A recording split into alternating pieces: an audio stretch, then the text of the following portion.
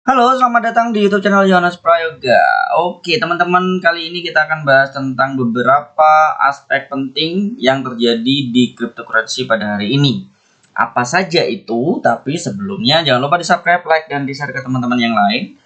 Ya, diskusi di kolom komentar seperti biasanya. Dan juga kalian kalau pengen trading, entah itu trading spot atau trading menggunakan leverage, bisa menggunakan xt.com karena saya memberikan rebate 80% atau bisa dikatakan cashback 80% buat kalian yang daftar menggunakan link yang ada di deskripsi. Jika kalian tidak menggunakan link yang ada di deskripsi, kalian tidak akan mendapatkan cashback 80%. Oke? Sekarang poin-poinnya apa sih yang ada di kripto hari ini? Poin-poin pertama adalah kondisi pasar aset kripto pagi ini terbilang ya gitu-gitu aja. Meskipun nilai kapitalis pasar kripto kini berada di 2,16 triliun USD, meningkat 0,53% dibandingkan hari sebelumnya, ya kayaknya gerakannya ya memang agak begitu-begitu aja. Oke. Melansir dari CoinMarketCap pukul 8 atau jam 8 pagi tadi, itu ada 7 dari 10 aset kripto berkapitalis pasar terbesar sejagat sukses parkir di zona hijau atau ya hijau-hijau enak gitu dilihat dalam 24 jam terakhir. Terus nilai BTC contohnya kini berada di 46.492 per keping alias naik 1,22% dalam sehari terakhir. Terus Ether pun mengikuti BTC dengan tumbuh 0,62 ke 3.500 dolar per keping di waktu yang sama. Sekarang kita akan cek pasar ya. Kita akan cek pasar BTC sama ETH. Bagaimana? Sekarang kita lihat dari sisi BTC, kalau kita gedein terlihat candle daily-nya ini powernya naik, walaupun power dari volatility volumenya itu belum, ya masih besaran hari sebelumnya untuk penurunannya. Nah, kita tinggal tunggu aja. Tetapi kalau kita melihat lagi dari sisi indikator, dari sisi technical analysis untuk BTC, kita lihat di sini sudah saya ulang-ulang terus bahwa BTC sudah lewat dari resisten yang kuat sebelumnya dan sekarang menginjak di harga 46.700. Wow. Terus habis itu di sini adalah batasan bawahnya, jika dia memang tidak tertembus maka kemungkinan besar untuk BTC akan naik kemana? Bentar, aku cari dulu. Akan naik kemungkinan yang kemarin ya pemberhentiannya mungkin di sini ya, di 57.800. Jadi kemungkinan ke situ. Oke. Itu untuk BTC. Sekarang kita akan melihat tentang Ethereum.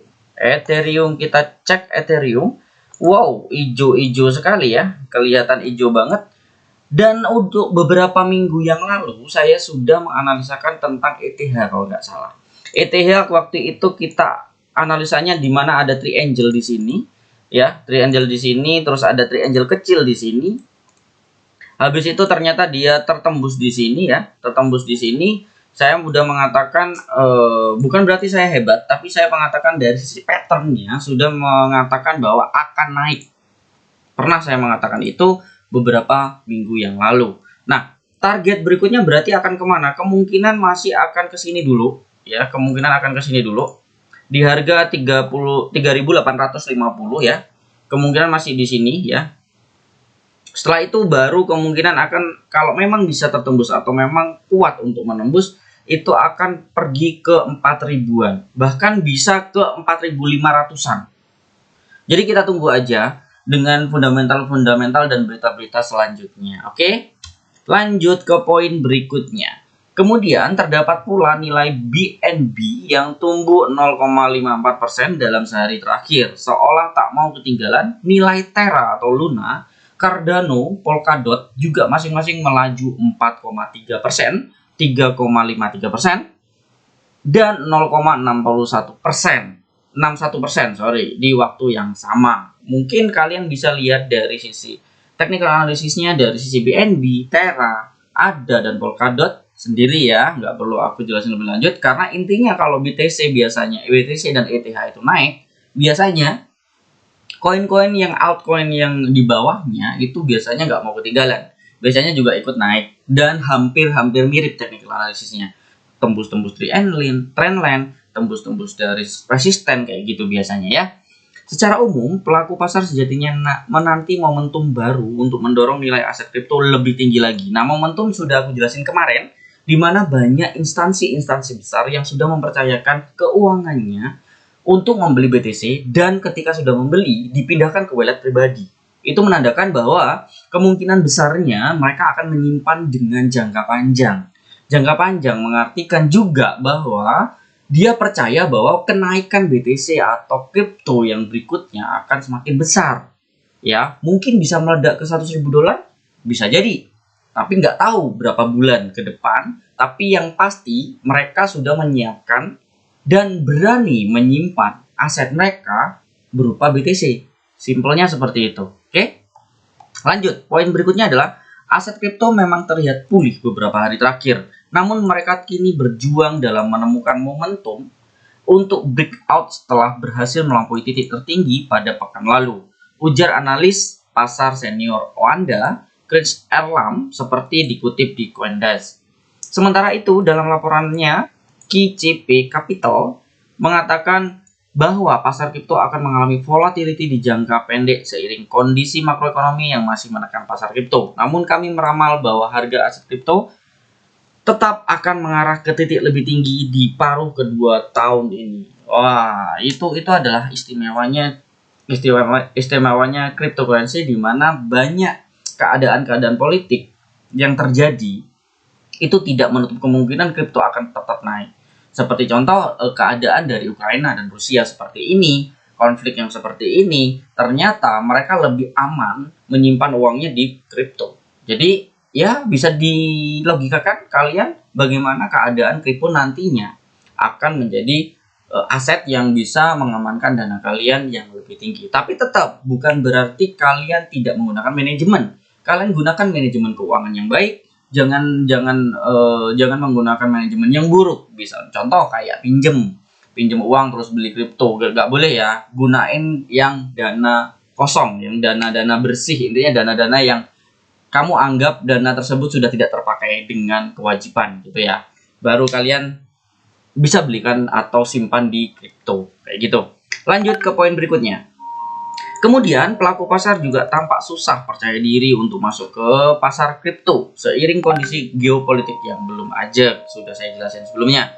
Presiden AS Joe Biden mengatakan pemerintahnya mempertimbangkan untuk menambah sanksi ekonomi ke Rusia.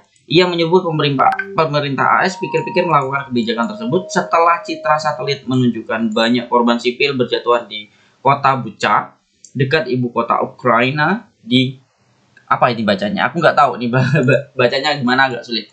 Kyiv ya. Bukan orang Rusia.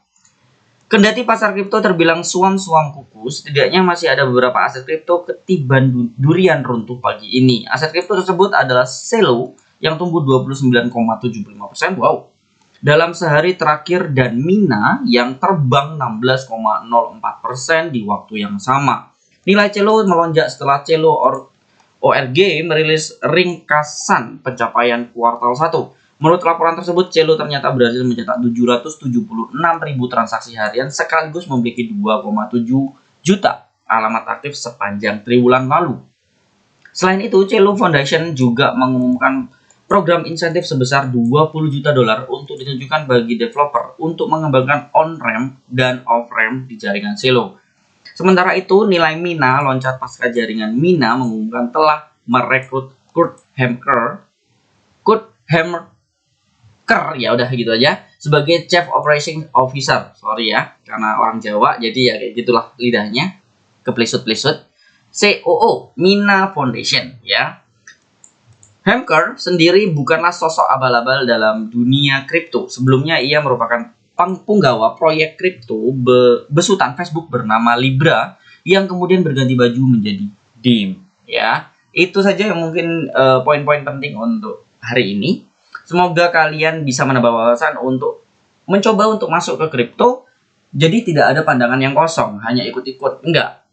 Jadi kalian ada konsep di mana karena ini fundamentalnya kayak gini, teknikalnya tadi seperti aku contohkan tadi, terus kalian masuk. Dan kalian masuk, jangan gunakan broker-broker atau bursa-bursa yang sembarangan. Nah, contohnya saya merekomendasikan bursa xt.com untuk kalian gunakan karena akan mendapatkan cashback 80% ketika kalian daftar di kolom deskripsi. Dari kolom deskripsi linknya ya. Itu aja yang bisa aku sampaikan. Terima kasih. Saya Yohanes Prayoga, happy trading dan happy investasi. Bye-bye.